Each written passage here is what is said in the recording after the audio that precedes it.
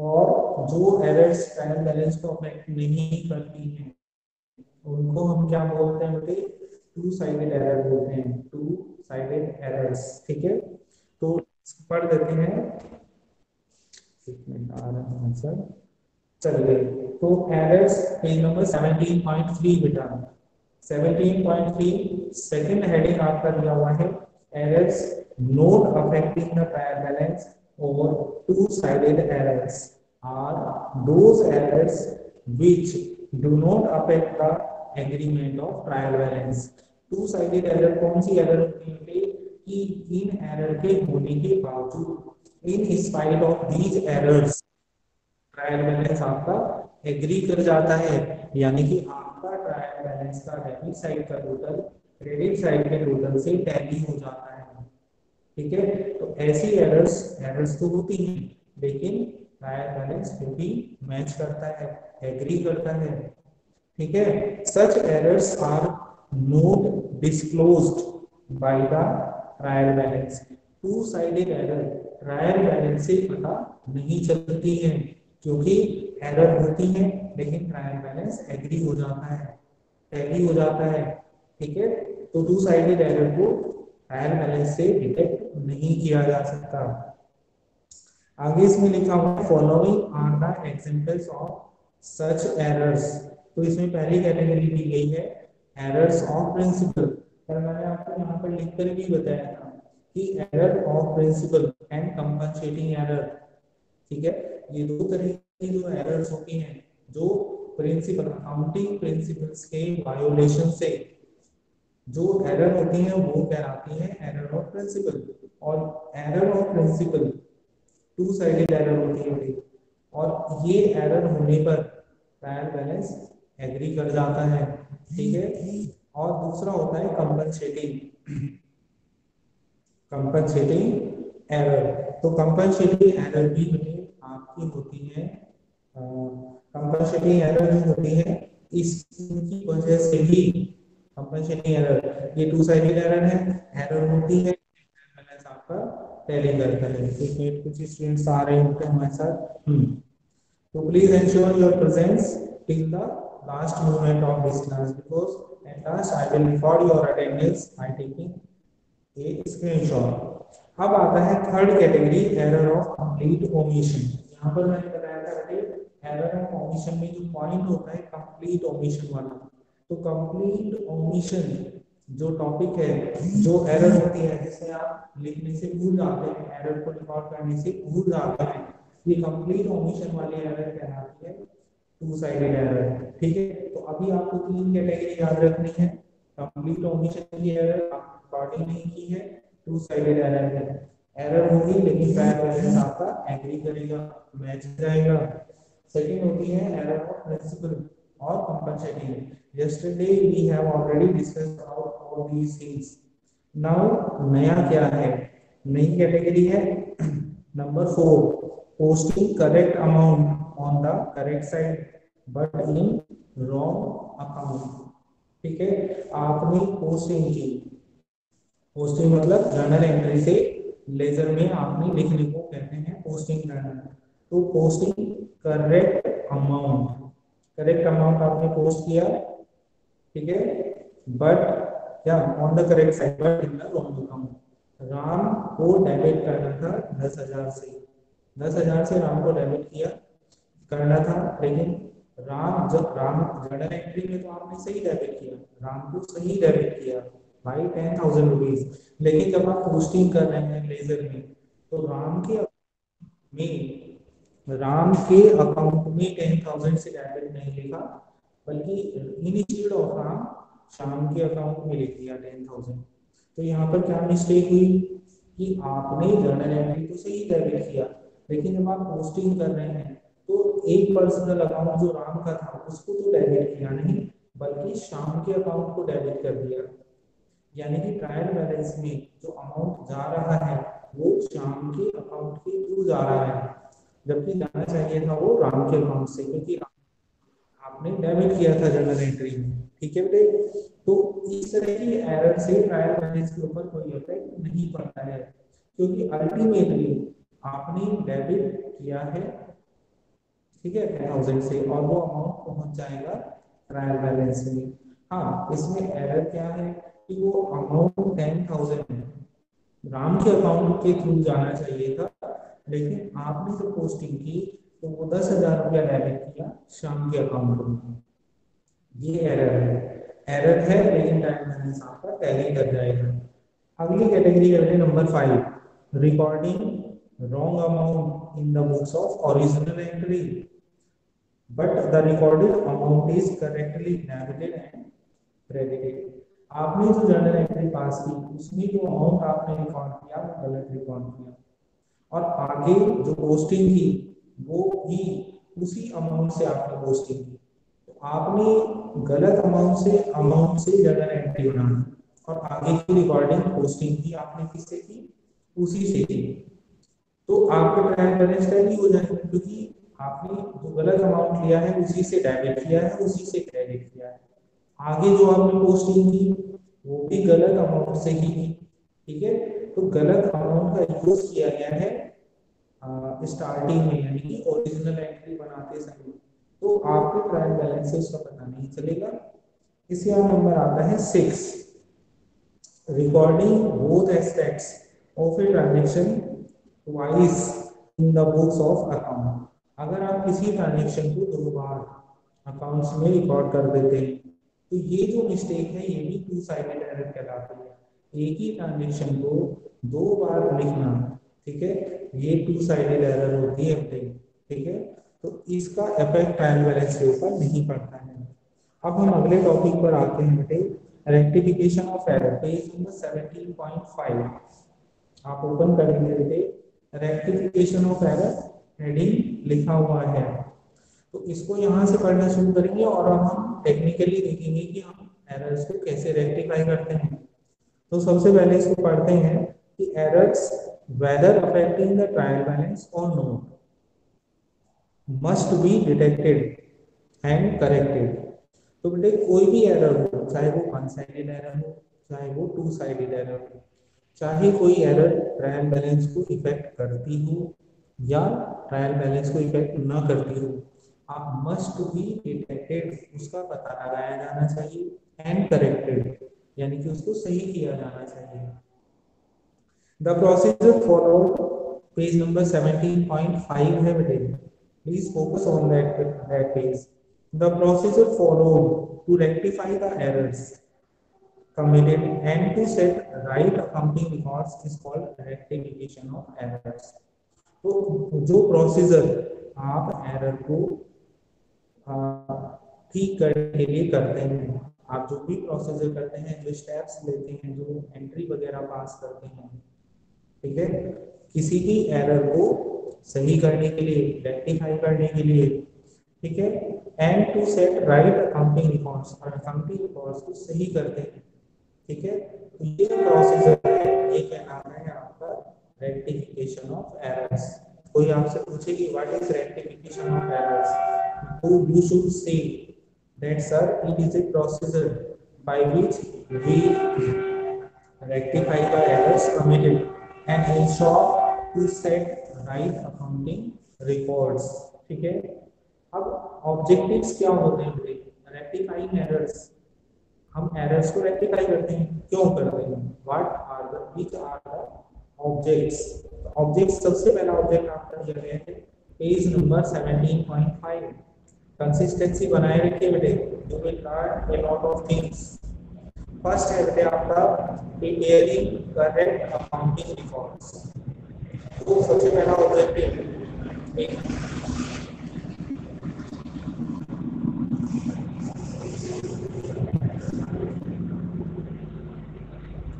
तो बेटे सबसे पहला ऑब्जेक्टिव आपका रिकॉर्डिंग करना, सॉरी रेक्टिफिकेशन का है, वो है प्रिपेयरिंग करेक्ट अकाउंटिंग रिकॉर्ड्स। तो आपको अकाउंटिंग रिकॉर्ड जो है वो बिना किसी विदाउट एरर आपके होने चाहिए, तो इसीलिए आप रेक्टिफिकेशन करते हैं एरर्स का। सेकेंड होता है असर्टेनिटी करेक्ट नेट प्रॉफिट और loss for the accounting period by preparing the profit and loss account with the correct figures। तो बेटे आपका प्रॉफिट एंड लॉस तभी एक्यूरेट होगा, तभी करेक्ट होगा, तभी एरर फ्री होगा जब आप सभी एरर्स को डिटेक्ट करेंगे और उनको रेक्टिफाई कर देंगे। अगर आपके अकाउंट्स की बुक्स में एरर्स हैं, वन साइडेड या two sided, what ever the name is, ठीक है, what ever the type is, ठीक है, तो आपका जो प्रॉफिट और लॉस है वो करेक्ट नहीं माना जाएगा, माना जा सकता, डाउटफुल हो जाएगा। तो to ensure to calculate correct profit and loss, to ascertain correct profit and loss, it is necessary to rectify errors. Okay, और थर्ड जो ऑब्जेक्टिव है वो है बेटे executing A true and fair view of financial position of the concerned at a particular date by preparing the balance sheet with the correct accounting data. यहाँ भी वही position बात है। तीसरा होता है आपका clear and fair view of financial position of a business organisation. और ये क्लियर और फेयर ट्रू पिक्चर कैसे आएगी सामने, जब आप करेक्ट अकाउंटिंग डाटा को यूज करके बैलेंस शीट बनाएंगे, एसेट्स को उनकी फेयर सही वैल्यूज पर शो करेंगे, लायबिलिटीज को भी, ठीक है। तो ये तीन ऑब्जेक्टिव्स होते हैं कि जिसकी वजह से हमें एरर्स को रेक्टिफाई करना चाहिए। पहला तो ये है कि करेक्ट अकाउंटिंग रिकॉर्ड्स हमारे तैयार हो जाते हैं। दूसरा, हमारा प्रॉफिट और लॉस वो एक्यूरेट होता है, एरर फ्री होता है, फाइनेंशियल परफॉर्मेंस हमारी सही होती है, रिलायबल होती है, और अगर एरर्स हैं तो कोई उनके ऊपर भरोसा नहीं करेगा। और थर्ड होता है आपका कि जो फाइनेंशियल पोजीशन है वो उसकी ट्रू और फेयर पिक्चर जो है वो तैयार होनी चाहिए। तो वो तभी तैयार हो सकती है जब आपने करेक्ट अकाउंटिंग डाटा लिया हो, तो error free data, this is the main objective. अब आगे चलते हैं बेटे, rectification of error is discussed below under the following headings, page number 17.5। I am repeating again and again only for your convenience। यहाँ पर दो तरीके हैं बेटे, अब मैं यहाँ पर लिख देता हूँ, आप भी इसको नोट कर लें। रेक्टिफिकेशन ऑफ एरर्स, यहाँ पर लिख देंगे rectification of errors,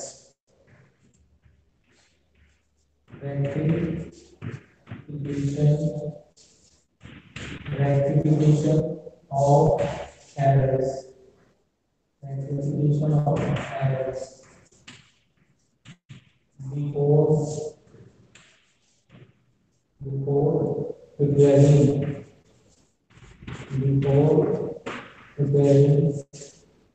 balance, before preparing balance। और एक और तरीका होता है rectification of errors, rectification of errors, rectification of errors before, sorry, after, यहाँ पर क्या आएगा after preparation, after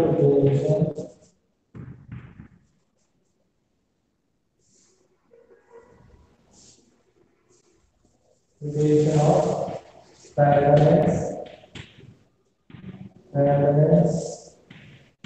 but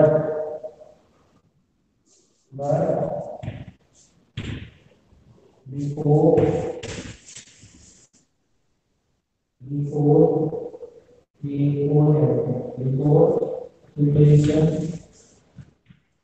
preparation of final account, or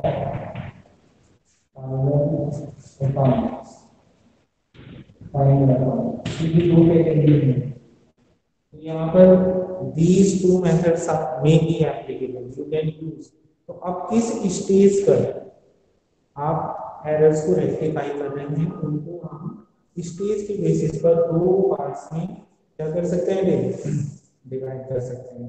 तो पहला है रेक्टिफिकेशन ऑफ एरर्स, आप यहाँ देख सकते हैं rectification of errors before preparing trial balance. अगर आपको ट्रायल बैलेंस के तैयार करने से पहले एरर के बारे में पता चल जाता है तो you will rectify that error, तो वो आता है आपका फर्स्ट कैटेगरी में। Rectification of errors before preparing trial balance.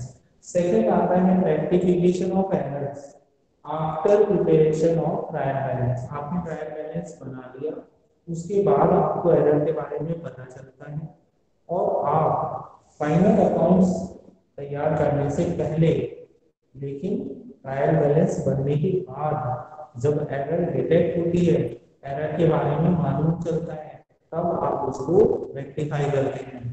My voice is clear to you today? Tisha, good morning. My voice is clear to you बेटा?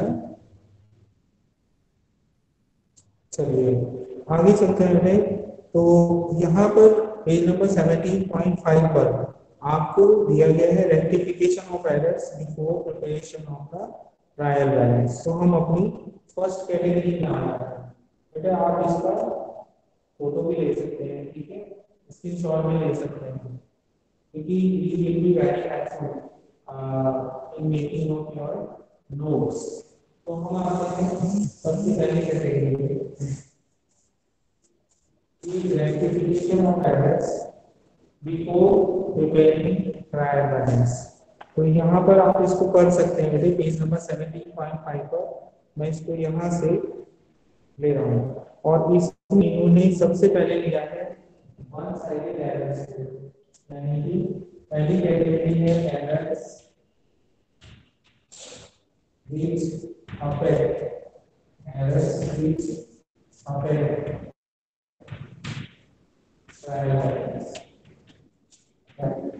balance और इनको हम कहते हैं वन साइडेड एरर्स।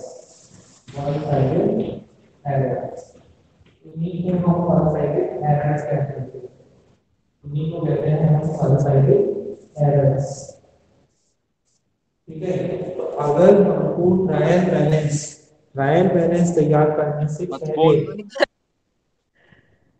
हाँ वन साइडेड एरर के बारे में पता चल जाता है, ठीक है, तो आप उनको कैसे रेक्टिफाई करेंगे।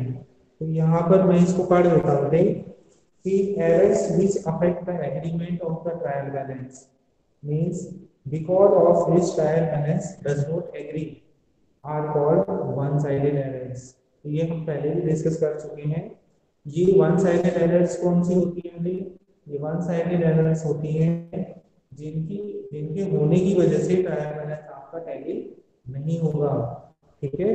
तो if these errors come into existence, into notice before preparing the trial balance, they are rectified by giving an explanatory note। तो these are rectified, these are rectified, these are rectified by giving an explanatory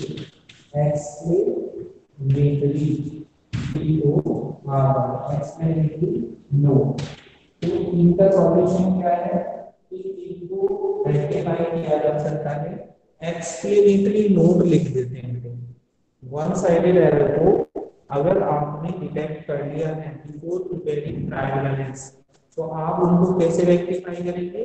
bye giving an explanatory note. They are rectified by debiting the concerned amount for short debit or excess credit and by crediting the concerned amount for short credit or excess debit।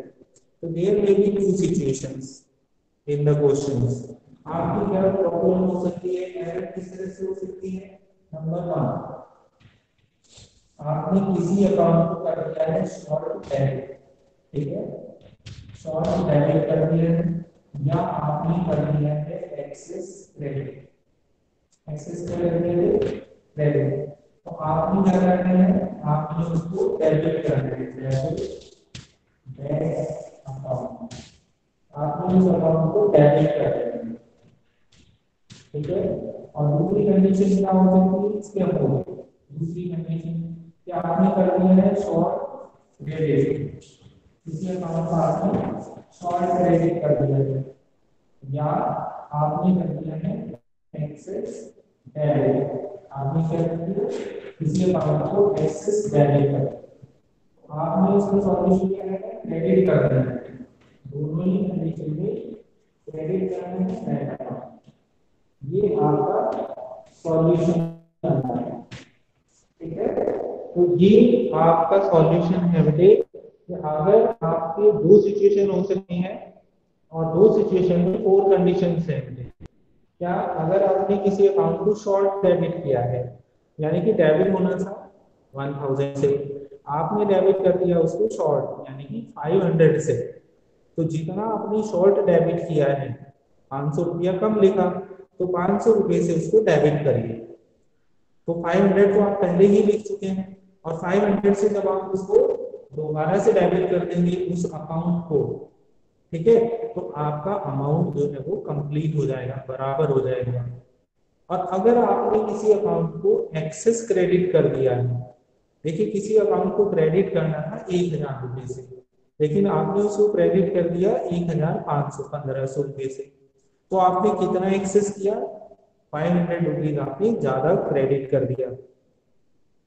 तो जब आपने 500 rupees ज्यादा credit कर दिया, तो उसका solution क्या है कि उसके अपोजिट में, यानी कि उस अकाउंट को डेबिट कर दीजिए 500 से। तो क्रेडिट में 1500 लिखा हुआ है आपने गलती से, बाय मिस्टेक, और जब आप डेबिट में उस अकाउंट को डेबिट कर देंगे एक्सेस अमाउंट से, जो अमाउंट आपने ज्यादा लिखा है यानी कि 500 रुपये से, तो आपका बैलेंस सही हो जाएगा। तो दोनों सिचुएशन में, यानी कि शॉर्ट डेबिट और एक्सेस क्रेडिट की सिचुएशन में सॉल्यूशन क्या होता है कि जो भी अकाउंट शॉर्ट डेबिट है तो उसको डेबिट करना ही है, लेकिन अगर कोई अकाउंट एक्सेस क्रेडिट हो गया है तो एक्सेस अमाउंट से उसको डेबिट कर दीजिए, आपकी एरर का सॉल्यूशन आपका हो जाएगा, रेक्टिफाई हो जाएगी आपकी एरर।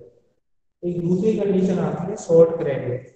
अगर आपने किसी अमाउंट को शॉर्ट कर दिया है क्रेडिट, यानी कि क्रेडिट में अमाउंट कम लिखा है, तो उसका सॉल्यूशन क्या है, क्रेडिट में जितना अमाउंट आपने कम लिखा है उसको लिख दीजिए, तो आप क्रेडिट करेंगे दैट अकाउंट, ठीक है। इसके अलावा एक्सेस डेबिट, एक्सेस डेबिट का सॉल्यूशन क्या होता है, एक्सेस डेबिट को आप कैसे हैंडल कर सकते हैं, आपको डेबिट करना था 10,000 से, आपने डेबिट कर दिया 15,000 से, तो आपने कितना एक्सेस डेबिट किया 5,000 से। उसका सॉल्यूशन क्या होता है कि आपको उस अकाउंट को क्रेडिट कर देना है। क्रेडिट कितने अमाउंट से करेंगे, जितने से आपने एक्सेस डेबिट किया था। तो 5,000 से जब आप उसको क्रेडिट करेंगे ऑन द अपोजिट साइड, तो डेबिट में आपने एक्सेस लिखा हुआ है, ठीक है, और क्रेडिट में आप 5,000 लिख देंगे, तो आपका बैलेंस सही हो जाएगा, ठीक है बेटे। तो आई होप कि ये जो मैकेनिज्म है आपको समझ में आया होगा। पेज नंबर 17.5 पर लास्ट पैराग्राफ देखेंगे बेटे। पैराग्राफ का हेडिंग है rectification of errors of casting and carry forward. तो बेटे एक तो आप इसका स्क्रीनशॉट ले लीजिए अगर आप लेना चाहें, प्लीज। अगर आप इसका स्क्रीनशॉट लेना चाहें तो स्क्रीनशॉट लेकर के मुझे इन्फॉर्म कर दें, sir I have taken screenshot, क्योंकि ये आपको, हाँ ठीक है बेटे, क्योंकि अब इससे आगे चलते हैं बेटे। अब आ गया है कि आप की एरर्स को रेक्टिफाई करने के लिए आपको सिखाया जाए, ठीक है। अब मैं आपको वन साइडेड एरर के बारे में आपको बताया था, और यहाँ पर मैंने दो प्रॉब्लम यानी कि चार कंडीशंस के बारे में डिस्कस किया है। अब आगे चलते हैं इससे आगे।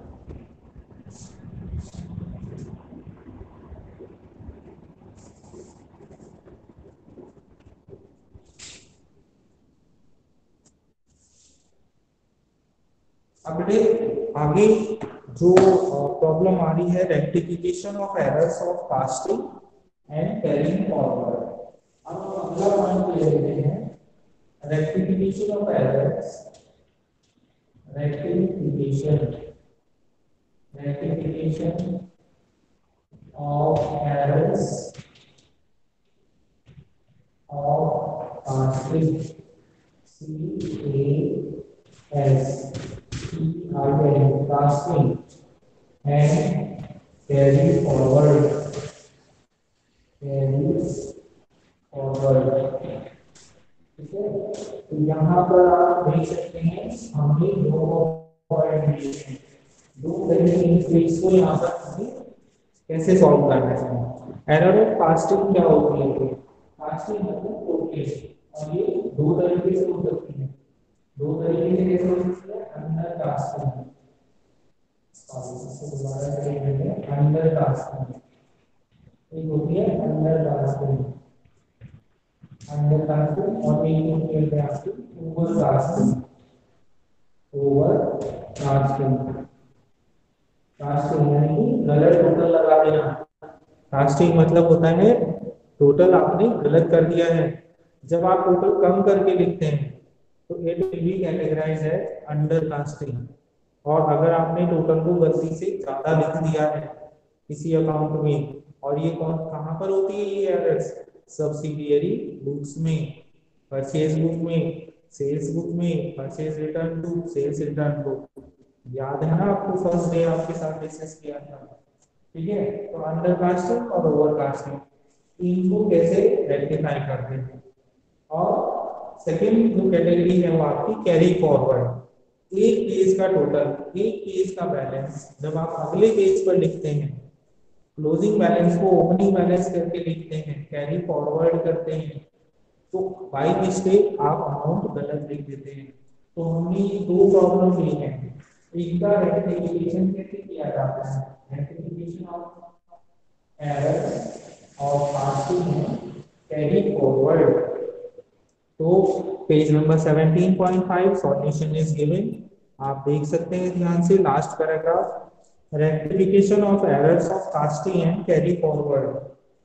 तो मैं इसको पढ़ देता हूँ फिर एक्सप्लेन करते हैं। In order to rectify the error of casting और error of carry forward.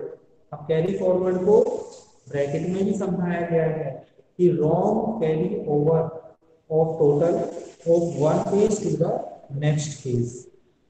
An explanation is given. An error is rectified by making a suitable entry. तो हम इस तरह की एरर को रेक्टिफाई करने के लिए एक एंट्री पास करते हैं और एक एक्सप्लेनेशन लिख देते हैं कि ये एंट्री हमने क्यों बनाई है, क्यों हमने ये एंट्री पास की है।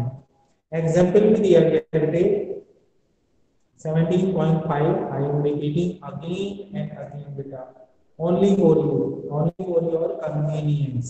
ठीक है, तो please focus on your learning.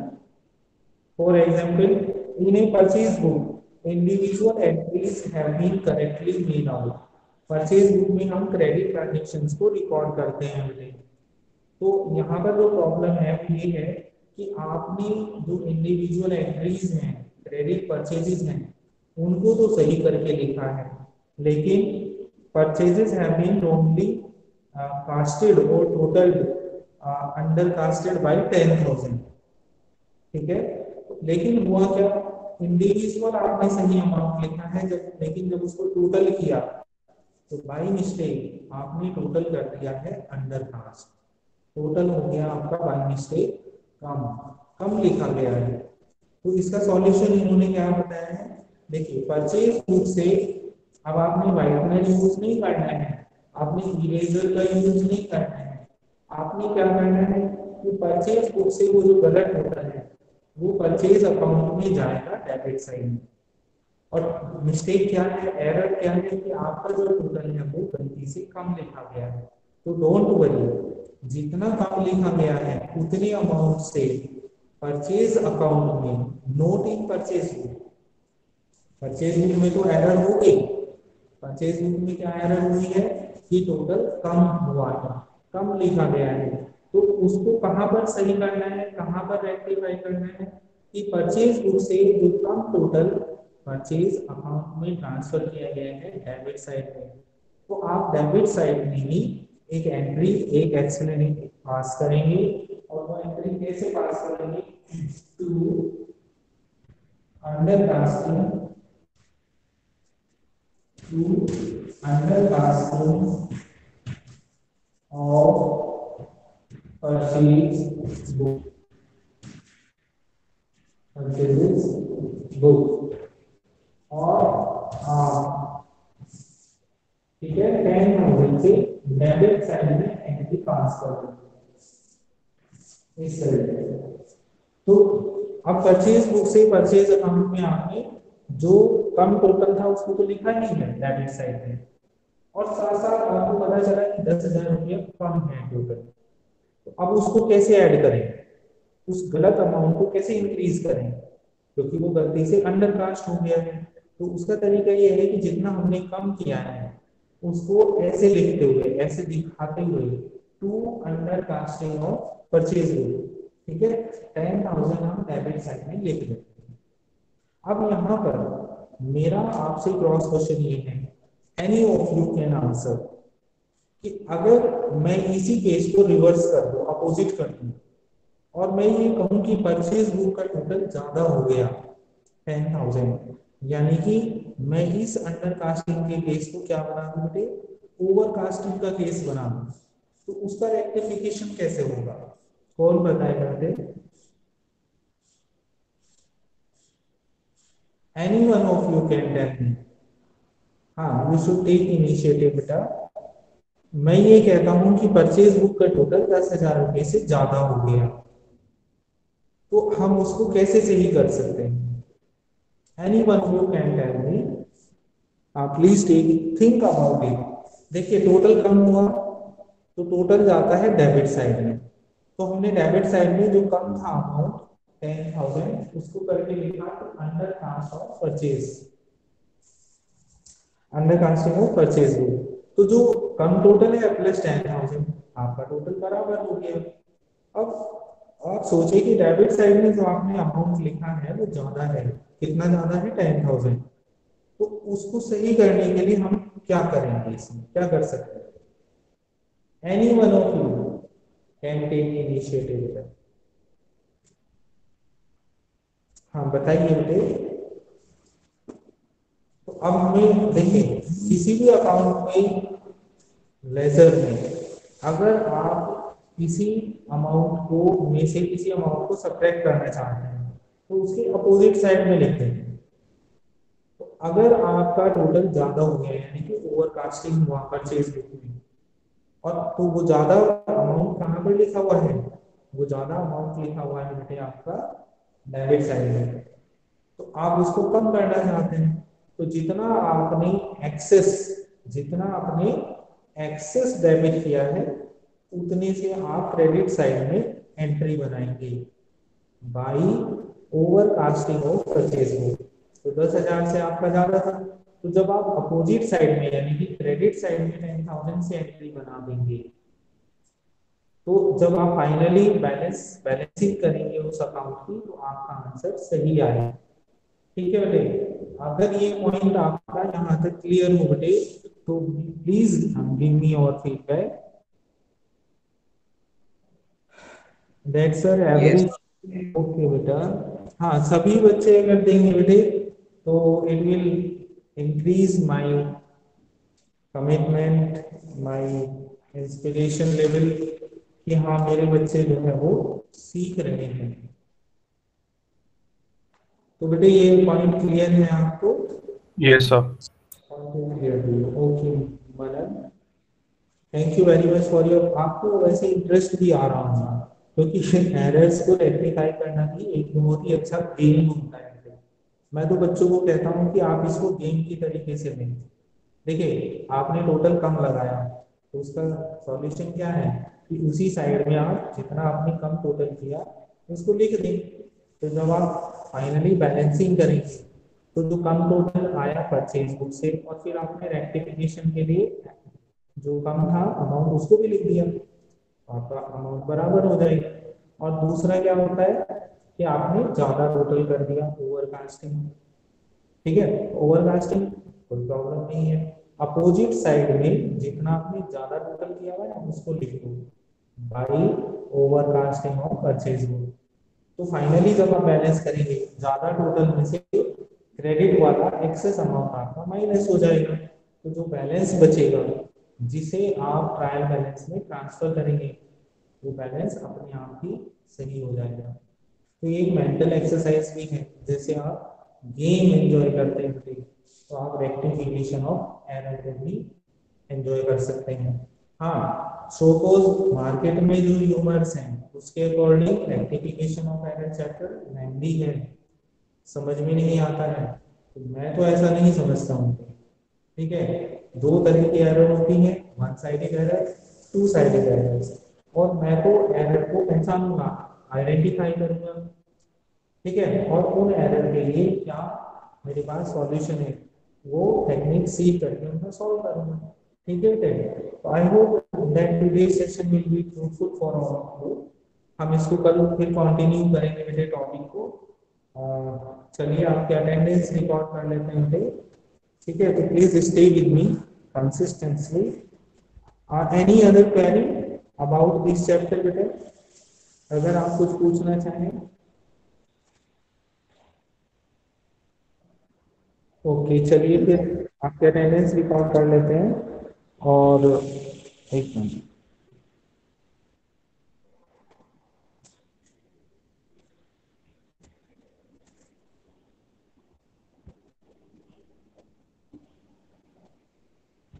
Screen shot ले लेते हैं फिर। ये है कि आपका, चलिए बेटा, now you can leave the if you want Okay, sir. Thank you, sir. Thank you, sir. Bye, sir. Thank you.